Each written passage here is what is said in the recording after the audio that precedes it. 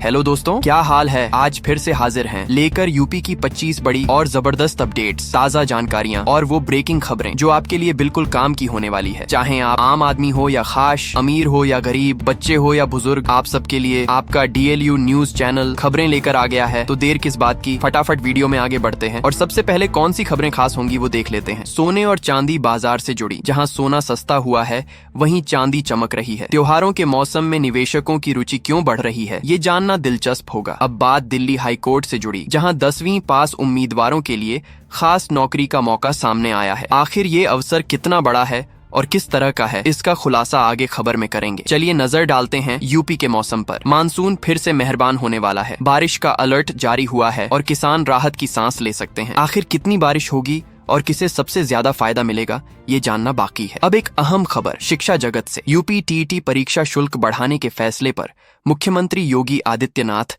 बेहद नाराज दिखे। उन्होंने अधिकारियों को सख्त निर्देश दिए हैं, लेकिन इसका असर परीक्षार्थियों पर क्या होगा वो आगे बताएंगे। और बात प्रधानमंत्री नरेंद्र मोदी के GST सुधार की। इस बीच मुख्यमंत्री योगी ने नमो मैराथन की शुरुआत कर दी है। इस सुधार और मैराथन के बीच क्या खास संबंध है, इसका पूरा राज आगे खुलने वाला है। तो दोस्तों, ऐसे ही पूरी 25 खबरों को विस्तार से देखेंगे, लेकिन वीडियो में आगे बढ़ने से पहले अगर अभी तक आपने इस वीडियो को लाइक और चैनल को सब्सक्राइब नहीं किया है तो अभी करें। और इसके साथ ही कौन सी खबर आपके जिले या राज्य से जुड़ी थी, ये हमें कमेंट में जरूर बताइए। तो चलिए शुरू करते हैं पहली खबर से। दोस्तों, शुरुआत करते हैं गोरखपुर से जुड़ी बड़ी खबर से। मुख्यमंत्री योगी आदित्यनाथ ने गोरखनाथ यूनिवर्सिटी में आयोजित विजन 2047 कार्यक्रम में हिस्सा लिया। उन्होंने कहा कि भारत को विकसित राष्ट्र बनाने के लिए उत्तर प्रदेश की भूमिका अहम होगी। CM योगी ने युवाओं से आह्वान किया कि वे नई तकनीक, शिक्षा और उद्यमिता में आगे बढ़ें। यह लक्ष्य तभी पूरा होगा जब विकास को राजनीति से ऊपर रखा जाएगा। उनका संदेश साफ था, 2047 का भारत आत्मनिर्भर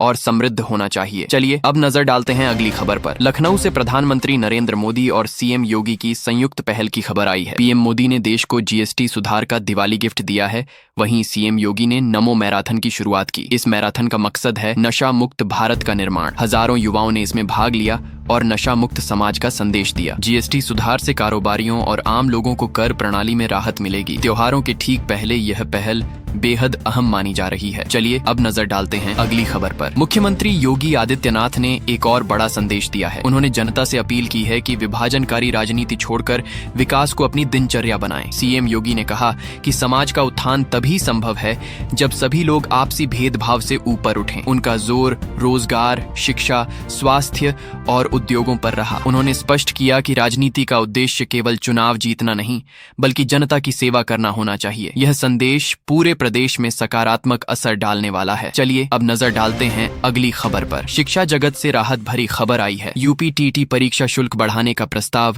CM योगी की नाराजगी के बाद रोक दिया गया है। छात्रों की मांग थी कि फीस बढ़ाने से गरीब परिवार के अभ्यर्थियों पर बोझ बढ़ेगा। CM योगी ने अधिकारियों को सख्त निर्देश दिए कि अभ्यर्थियों पर अतिरिक्त आर्थिक दबाव न डाला जाए। इससे लाखों युवाओं को राहत मिली है। अब उम्मीदवार पुराने शुल्क पर ही आवेदन कर सकेंगे। चलिए अब नजर डालते हैं अगली खबर पर। गोरखपुर से एक और खबर जुड़ी है। यहाँ विजन 2047 कार्यशाला का आयोजन किया गया, जिसमें मुख्यमंत्री योगी आदित्यनाथ ने हिस्सा लिया। उन्होंने कहा कि उत्तर प्रदेश को विकसित बनाने के लिए हर क्षेत्र में योजनाबद्ध तरीके से काम करना होगा। शिक्षा, स्वास्थ्य, उद्योग और कृषि को नई दिशा देने पर चर्चा हुई। CM योगी ने युवाओं को विजन 2047 का सहभागी बनने का आह्वान किया। यह कार्यक्रम प्रदेश की विकास यात्रा के लिए बेहद अहम माना जा रहा है। चलिए अब नजर डालते हैं अगली खबर पर। अब मौसम की बात कर लेते हैं। लखनऊ समेत पूरे उत्तर प्रदेश में आज बारिश के आसार जताए गए हैं। मौसम विभाग ने कई जिलों के लिए बारिश का अलर्ट जारी किया है। इससे तापमान में गिरावट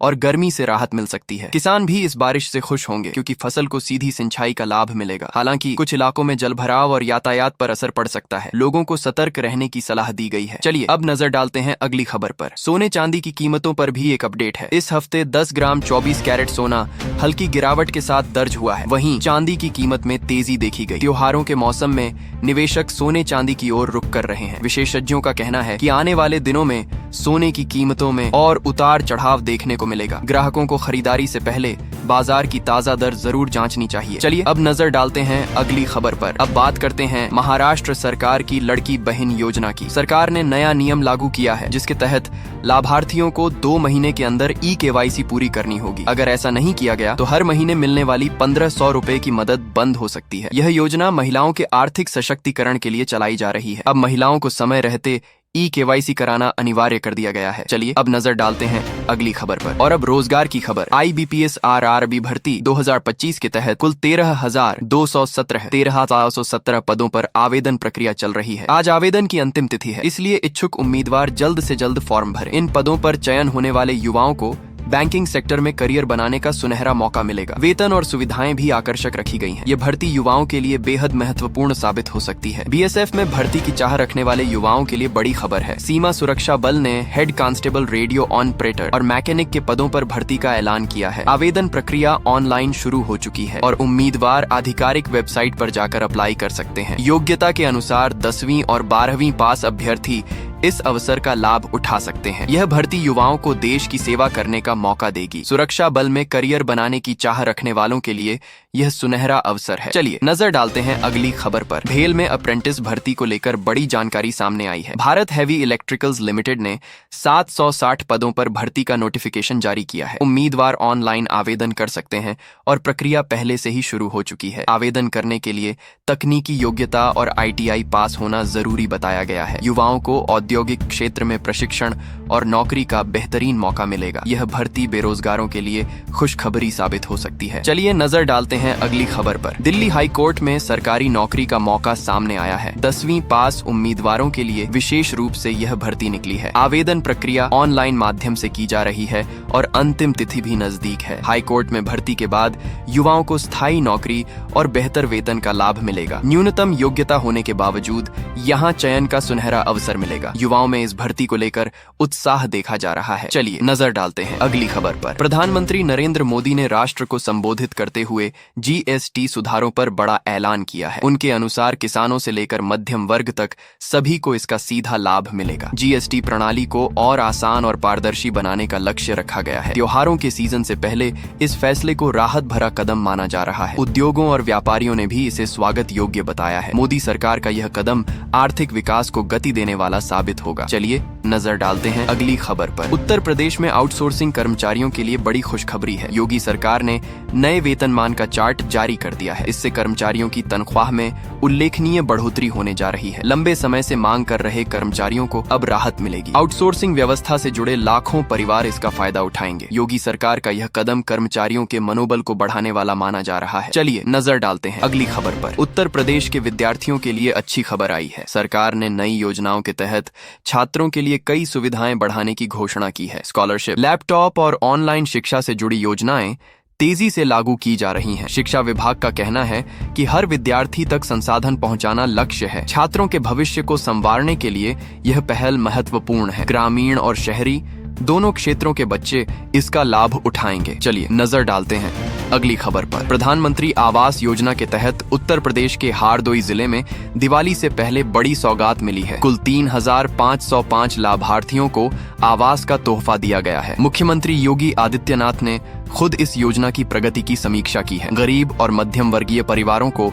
पक्के घर मिलने से उनका सपना पूरा होगा। ग्रामीण क्षेत्रों में आवास मिलने से जीवन स्तर में सुधार आएगा। त्योहार से पहले यह योजना गरीब परिवारों के लिए बड़ी राहत है। चलिए नजर डालते हैं अगली खबर पर। पुरानी पेंशन योजना पर सुप्रीम कोर्ट का बड़ा फैसला आया है। अदालत ने सरकार से इस विषय पर स्पष्ट नीति बनाने के निर्देश दिए हैं। करोड़ों कर्मचारियों का भविष्य इस निर्णय पर निर्भर करता है। पुरानी पेंशन योजना को लागू करने की मांग लंबे समय से की जा रही है। अब अदालत के हस्तक्षेप से उम्मीदें और बढ़ गई हैं। कर्मचारी संगठनों ने इसे ऐतिहासिक और राहत भरा कदम बताया है। चलिए नजर डालते हैं अगली खबर पर। उत्तर प्रदेश में शिक्षकों की भर्ती का रास्ता साफ हो गया है। प्राथमिक और माध्यमिक विद्यालयों में हेडमास्टर और शिक्षकों के हजारों पदों पर भर्ती होगी। लंबे समय से भर्ती प्रक्रिया अटकी हुई थी, जो अब आगे बढ़ने लगी है। इससे राज्य भर के बेरोजगार युवाओं को रोजगार के अवसर मिलेंगे। शिक्षा व्यवस्था को मजबूती देने में यह भर्ती अहम होगी। योगी सरकार सरकार का यह निर्णय छात्रों और शिक्षकों दोनों के लिए लाभकारी साबित होगा। चलिए नजर डालते हैं अगली खबर पर। दोस्तों, सबसे पहले बात करते हैं बिजली बिल माफी योजना की। उत्तर प्रदेश सरकार ने यूपी बिजली बिल माफी योजना शुरू की है। इस योजना के तहत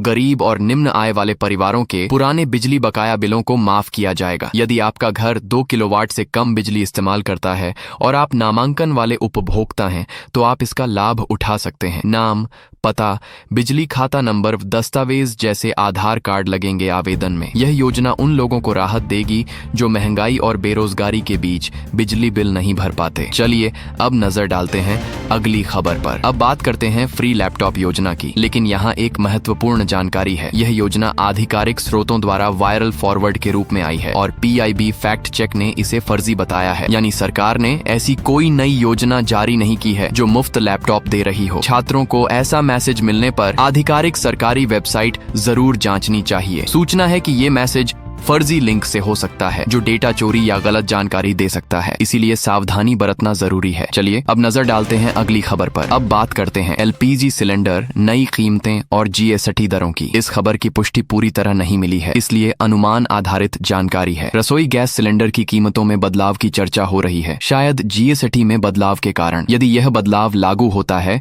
तो उपभोक्ताओं को पहले की तुलना में थोड़ा अधिक खर्च करना पड़ेगा। सरकार ने यह माना है कि यह कदम आमदनी व्यय संतुलन बनाए रखने के लिए जरूरी है। सबसे बड़ा असर उन परिवारों पर होगा जो गैस सिलेंडर नियमित उपयोग करते हैं। चलिए अब नजर डालते हैं अगली खबर पर। अब ई-श्रम कार्ड योजना की बात करें। ये योजना उन मजदूरों के लिए है जिनके पास नियमित नौकरी नहीं है। ई-श्रम कार्ड धारकों को सामाजिक सुरक्षा, बीमा और अन्य राहत योजनाओं में पहुंच मिलती है। सरकार इस कार्ड को अपडेट और सशक्त बनाने पर काम कर रही है ताकि लाभार्थियों को सुविधाएं सीधे मिलें। विशेष रूप से इस योजना से असंगठित क्षेत्र के कामगारों को राहत मिलेगी। चलिए अब नजर डालते हैं अगली खबर पर। अब रेलवे भर्ती की खबर है। अराइज अबव फाउंडेशन के जरिए रेलवे में भर्ती की प्रक्रिया शुरू हो गई है। युवाओं के लिए यह अवसर रेलवे में नौकरी पाने जैसा जरूरी और सुरक्षित रास्ता है। चयन प्रक्रिया, पात्रता मानदंड और सीमा की जानकारी जल्द जारी होगी। कई जिलों में प्रशिक्षण प्रारंभ भी जल्द होने की संभावना है। तो दोस्तों, ये थीं आज की कुछ महत्वपूर्ण खबरें और जानकारियां जो आपके लिए बेहद उपयोगी साबित हो सकती हैं। ऐसी जानकारी आपको शायद और कहीं एक साथ न मिल सके, इसीलिए रोज की ताजा खबरों के लिए